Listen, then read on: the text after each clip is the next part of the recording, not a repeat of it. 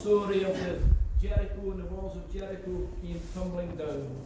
A fundamental story in the Bible, and on Wednesday night we'll be looking at the archaeological evidence for it and how it certainly did happen. But we've gathered here this morning in God's house to worship Him, and the world around us is full of difficulties and problems, and some of these problems seem insurmountable. Indeed, they appear like impregnable fortresses of oppression, and who knows how to bring them down. See what's happening in India. This virus from China has swept right round the globe, and millions of people have been affected, lives have been lost, economies have been ruined, families have been devastated, and what's happening in India is terrible. Our government, we've got to give thanks to God for them, has made sure that we've got ample supplies of vaccinations for the people in these islands, and that's been amazing, and we give thanks to God for them. But the problem is, as the old saying goes, no man is an island. And if all the rich countries in the world have vaccination for all its population, but the poor countries don't, this pandemic, this virus will not come to an end, and it will haunt us all. An insurmountable problem. Look at what's going on in the Middle East today. The tensions between Iran and Israel. Iran is attacking Israel, trying to bomb their nuclear sites. Israel's been doing the same. There's a possibility, the very strong possibility, of a nuclear war. The walls of Jericho, those insurmountable walls, yet they came tumbling down. Here we sit this morning in God's house to worship Him, and each and every one of us in our lives, we've faced good times and happy times, haven't we? We've been to lovely places, some of us have been to far more places than others, but we've had good times in life, happy times. But each and every one of us, we've had difficult times as well. Problems have faced us all. When you become a Christian, that doesn't mean you won't have any more problems. Jesus said to His disciples, "You shall have tribulation, but be of good cheer, for I have overcome the world." But often in life we come across difficulties and problems that seem insurmountable. To us they often appear as impregnable fortresses that we just cannot tear down.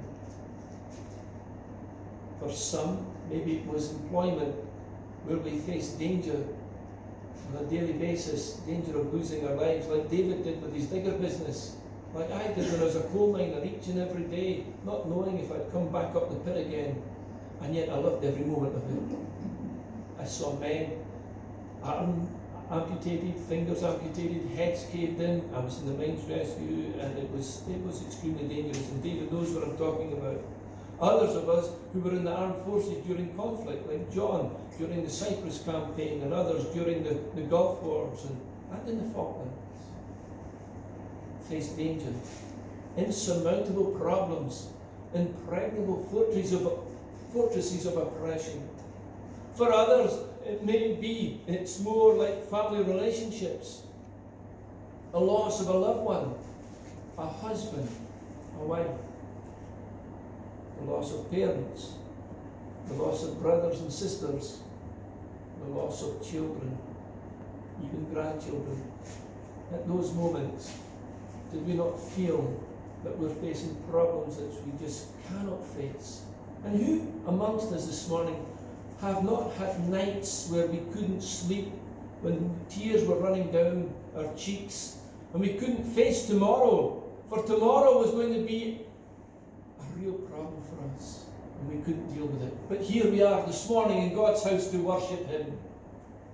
For others, maybe it was a loss of a business, facing financial ruin, bankruptcy, and the loss of everything we possessed, even our homes.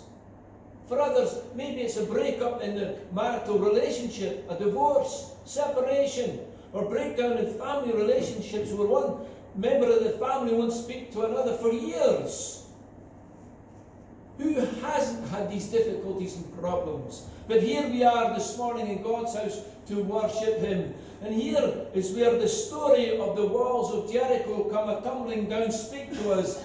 and give us some hope and some ray of light, and I want us to consider them this morning. But first of all this morning, I wanted to address a problem in the story for our modern post-Enlightenment age. It's a real problem. For people out there in the world, look at this story and they find it repugnant, and we can understand why. But what we're talking about here is not only the destruction of the walls of Jericho and the city itself, but the annihilation of its population. Thousands were killed. Only Rahab the harlot and her family were saved because they chose to be on the Lord's side. How can we fit that in with what David, our elder, says every Sunday morning? He says, God is good all the time, God is good. How could a good and loving God do this to Jericho over 3,500 years ago? Let's address that issue now. We live in a world that's full of wickedness and sin. And sin, as I said before, is like a little boy throwing a stone, a pebble into a pond, a still pond. The ripples seem to go on forever. And every time we do something wrong, it affects other people. And the trouble is, each and every one of us, we're sinners. We've all sinned and come short of the glory of God. You see, what it is inside each and every one of us is darkness. People today in the world, they talk about the goodness of human nature. And yes, there is goodness inside each and every one of us, but it's a goodness that's tainted with selfishness and sin. Remember when the young man approached Jesus and called him good Lord? And Jesus replied, why do you call me good? There's none good but God, and there's truth to that. Deep down inside, we all know that we've done wrong. And the wrong we've done affects others. And that effect goes on and on forever. There are times in this wicked world which we live in when hardship must be faced and judgment must come. During the Second World War, as an illustration, during the Second World War, at the beginning of the war, a war began by the Nazis. After the British Army fled Dunkirk and came over to this country, the Germans wanted to invade Britain. Their Wehrmacht soldiers and their SS troops were ready, and they had an operation called Operation Sea Lion, and they were ready to invade Britain. To do so, the German Air Force, the Luftwaffe, had to take out the RAF's fighter command, had to destroy the fighter airfields in southern England. And they were doing a good job. The RAF put up a good fight, but they were losing. There was blackouts at night and there was hardly any lights. One night, by accident, German bombers dropped their bombs over London, and you know what happened next. Our Prime Minister Winston Churchill was livid, and he ordered a token bombing of Berlin. Adolf Hitler was livid. So they changed tactics, and instead of taking out the RAF air bases, fighter command bases, they started to bomb the cities of our great country. They bombed London during the Blitz, and John was alive then. I went to John, and John remembers it, and it was a terrible time. They bombed Coventry, Plymouth, they bombed Scotland, they bombed Aberdeen and Inverness, Edinburgh, and it was terrible. There was a tremendous loss of life.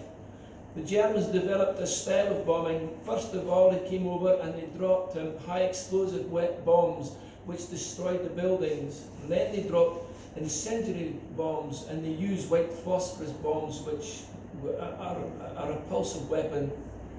Caused a bit of a firestorm, and London was in a terrible state, as was Coventry. Many lives were lost. The RAF, as the war progressed, the RAF had developed its own bombers, and eventually Britain was able to have long-range bombers, and they too had to attack Germany to bring an end to the war. Nazi Germany was an evil empire, and what they did was wicked, and we all know that now with the Holocaust and all the things they did.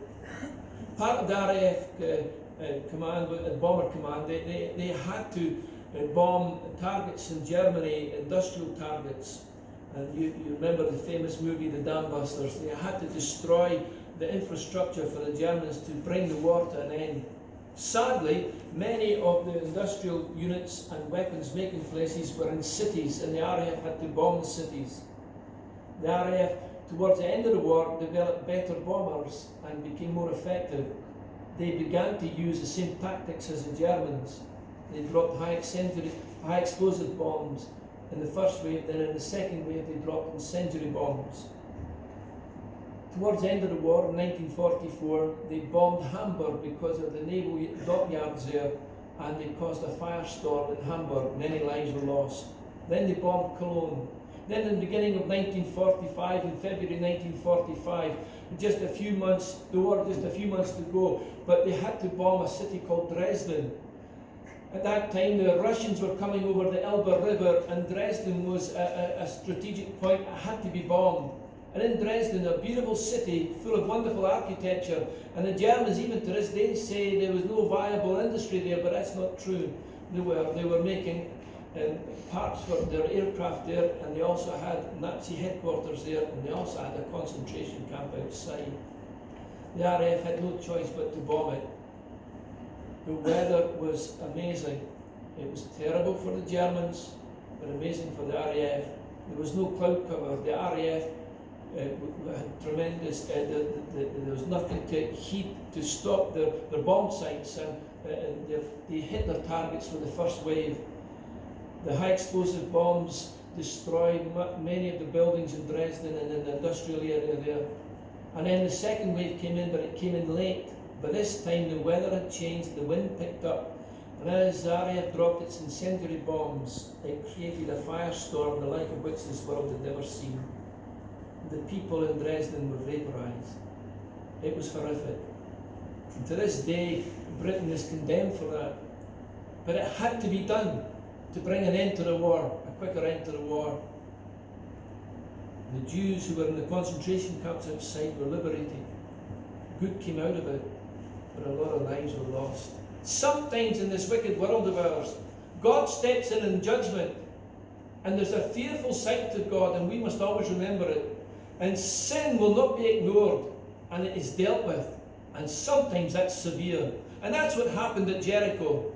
Archaeologists have found thousands upon thousands of little grey jars, cremation jars, not for adults, but for infants. And in Jericho and in the other tribes in Canaan, in the Promised Land, what they were doing was when difficulties and problems came their way, they would burn alive the infant children. They put their children through the fires of Moloch, and that's an abomination to God. And there are thousands and thousands and thousands of these little jars. Look online, go on Google, and you'll see what I mean. They called themselves the Phoenician peoples, the sea peoples, because they lived on the Mediterranean coast. And God couldn't stand this. It tells us in the scriptures that because of these abominations, the land wanted to spew them out. Jericho was at a strategic point. The children of Israel had come out of the wilderness, 40 years in the wilderness because of their sin. That whole generation who had left Egypt as slaves, they had died off, apart from two men who were loyal and faithful to God, Joshua and Caleb. Joshua became the leader of the children of Israel. They came into the Promised Land, and the first place they came to was this fortress, this city fortress of Jericho, which was strategic in its position. It had to be taken out. It was the largest and the greatest city in the Promised Land, and it had to be taken. If it wasn't taken, it would cause a real trouble to the children of Israel. Let me illustrate the strategy here. Just let me, a modern example. During the Falklands War, the Royal Navy was engaged in a battle with the Argentinians. Most of us were alive then, and we remember it. We remember how the Argentinians were attacking the Royal Navy ships. There was a total exclusion zone 200 miles around the Falkland Islands.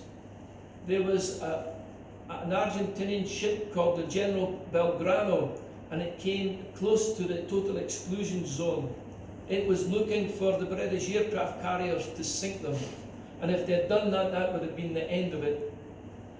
Our Prime Minister at the time was given a signal saying that the Belgrano was being followed by a Royal Naval hunter-killer submarine, HMS Conqueror.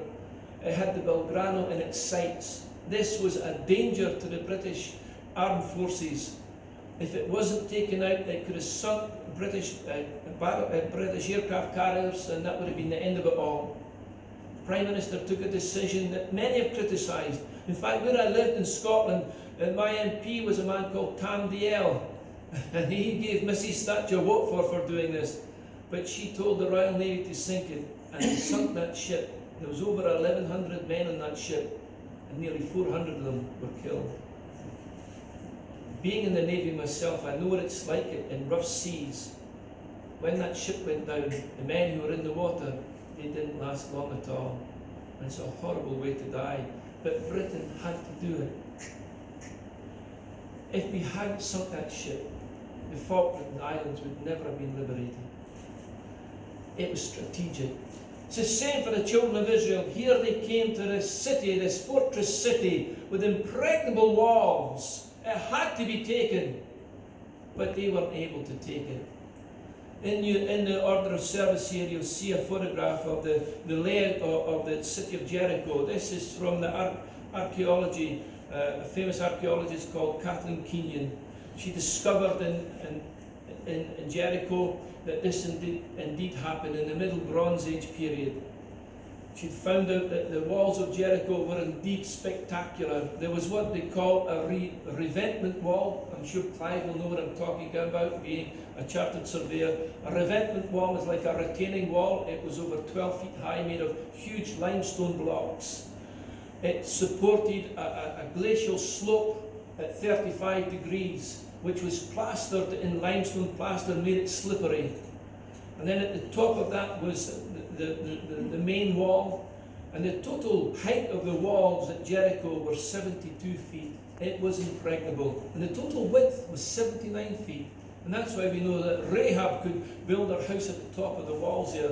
The king of Jericho believed with 100% certainty that his city was impregnable. No one could attack it. No one could destroy it. And humanly speaking, he was right. The story goes that, of course, God stepped in, and through the faith of Joshua and the children of Israel, the walls came tumbling down. Let me speak about that faith this morning, for that's my main point. Often you and I come across problems in our lives that we do not know how to deal with them. We cannot tear them down. They're impregnable to us. Whatever these problems may be, what do we do then? Well, we who love the Lord, what we've got to do is trust in Him and have faith. And it's that faith that will bring them down. The children of Israel came to Jericho. This was a problem that had to be resolved. They turned to the Lord in prayer and they trusted Him, and God gave them the answer. He told them to march around the city as Gwen read out, over 7 days. Each day they would march around the city. The priests would come out with the Ark of the Covenant, and it would be surrounded by armed soldiers. In front of the Ark of the Covenant would be the priests with their horns. It's interesting to note, if you like military history, I do, and I noticed that in the ancient world, they never ever used drums, which is fascinating. The Romans, in ancient history, they never in their military ever used drums, they only used horns. And this is what the children of Israel did. They blew with their ram's horns, blew every time they marched around, they blew the horn. On the seventh day, everyone was told to be quiet, apart from the priests, and they blew with their horns. Then they marched around 6 times. Then on the 7th time, Joshua told them to shout out, and they shouted out, I'm sure you're right, Jill, praises to God. And then those walls came tumbling down. Now that seems impossible. It couldn't have happened, but it did. Archaeology proves that it's happened. They found that at what they call the tell, that the dig there at Jericho, they found this revet wall with its glacial slope, and they found that the top wall had fallen down, and it's lying in the ditch at the bottom of the revet wall, and it's there to this day. And then on top of that, they found that a burnt charcoal layer for everything in Jericho was burnt down. It happened. How it happened, no one really knows. Some speculate and say there was an earthquake that brought it down. Others say that maybe it was acoustic noise that did it. But no one really knows. But what we know is that God was there, And through the faith of the children of Israel, those walls came tumbling down. And Israel made its way into the promised land. Now for you and me, when we face these impregnable walls of oppression, of fortresses of oppression, what do? Let's turn, as the children of Israel did, and put our trust in the Lord, put our faith in Him. Now let me just explain a little bit about faith. I think there are many people who've got a misconception that faith is. Let me give you an example. Belinda's father doesn't believe, and Belinda's father, every time Belinda phones him, she phones him once a week, at least once a week, and when she's on the phone, she can't get off because they're laughing all the time, and you're on there for about an hour, and I'm bored and I'm only teasing. But he always asks, the very first thing he asks is about the church. Isn't that fascinating? And he said just recently to Belinda, I wish I had faith like you. I'd like to believe, but I just can't believe. What it is I think he misunderstands what faith is. He thinks of faith as an emotion, a feeling, a sensation. He thinks of it as something within him that he can sense. And he thinks that's what faith is. If only I could believe. But he misunderstands what faith is. Faith isn't a feeling, it isn't a sensation, it isn't an emotion. Faith is action. It's an action word. And to be a person of faith, you've got to be an action man. I like that. What it is to put your trust in someone means actually to do something with it. The famous example, of course, is this. A father there with his young child, and the son standing on the wall, and the father says to the toddler, jump and I'll catch you. Now the toddler could say to his father, oh yeah, I've got faith in you, I believe you'll do it. But he stands there and won't jump. My granddaughter, she's only 2, not even 2 yet. She's in Vietnam, as most of you know. They sent a video over. And her father, Grant, he's a character, lovable character. He's in the swimming pool. And he's shouting to my granddaughter, jump, jump. And without hesitation, what does she do? She jumps. And he doesn't catch her. And she swims out. She loves it. But this is an example that faith isn't a feeling. It isn't a feeling. It's not an emotion. It's action. It's to put your trust in someone. It's to do something about it. To jump. A young man meets a young woman. He falls in love, and he asks her to put her faith in him. He asks her for her hand in marriage. And she says, "Oh, I've got faith in you, but I'm not so sure about the ring." That's not faith, is it? She's got to do an action. She's got to accept the ring. She's got to say yes. And faith is an action. Like the young boy jumping into his father's arms. It's an action. Faith is nothing to do with your feelings. Nothing to do with your thoughts and emotions. It's to take a step forward. It's to trust God and do what He says. Now, how do we know what God wants us to do in our lives? Well, the first thing is this. It's reading the Bible. Remember, Jesus said, man shall not live by bread alone, but by every word that proceeds from the mouth of God. Every single word. If you want to have faith in God, don't go by your feelings and don't go by your emotions. Put your desire into action and start to read the Scriptures. If you read 4 chapters a day, and you start at the book of Genesis, you'll end up in 12 months reading the last chapter 22 of the book of Revelations, and you'll read the Bible in a year. And once you've read it once, don't stop, do it again. Keep on doing it. And you'll then see and understand God a little bit more. Now you'll get to know Him. You'll know about Him. But there's a difference, there's all a difference in the world about knowing about someone and actually knowing them. I know Belinda, I know all about her, but I know Belinda intimately. She's my wife, and we love each other. There's a knowing, and there's knowing about. And when you start to read the Bible, each and every day, you'll begin to know about God, but more importantly, you'll begin to come to know Him in a personal, saving way. Then take the next step forward. Begin each and every day by surrendering your life to Him. Praying the Christian prayer every morning, Thy will not mine be done, and mean it. Give up your ambitions, give up your desires, Be willing to give up all your earthly possessions and say, all I've got is yours. I'm going to do whatever you want. And that's what it means to be a Christian. That's what it means to have faith. It takes courage. It's an action thing. You've got to be an action man or a woman. The children of Israel were willing. They had faith. And God told them what to do. Now, in our own life's experience, we come across situations where we need advice what to do. I love the story John told a few years ago. I remember you gave a testimony, John, in church. Your car broke down. I think it was the back end of your car and you were at a roundabout. Normally we would panic, wouldn't we? Oh no, what are we going to do now? And John prayed that and said, what am I going to do now, Lord? And the Lord told him, this lady pulled up and helped John, and John was able to share the Lord with her. And God was there. Has He ever let you down? Even with all the most difficult problems you've ever faced, even when you thought at night you couldn't face tomorrow, yet here you are this morning in God's house to worship Him. He's never let you down and He never will. But God speaks to us in our own lives and He gives us compunctions and advice what to do. A few years ago, actually 8 years ago, we were having trouble in this church. At that time, we were part of a denomination, the Congregational Federation.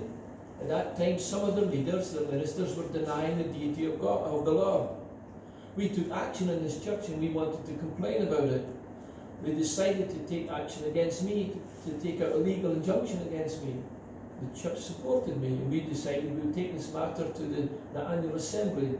It was a hard time. They threatened to take the building off us. They gave us the impression that they owned the building and we didn't. But one of their leading ministers let the cat out the bag. It turns out, of course, that they don't own the building. All congregational churches are the same. In the title deeds, they are the few that first would give the title deeds to us because He kept them. And eventually we found out. The truth of the matter is that the minister and the members of this church are the trustees and the building is ours and they couldn't take it off us. And so we left that denomination. But God gave us wisdom what to do.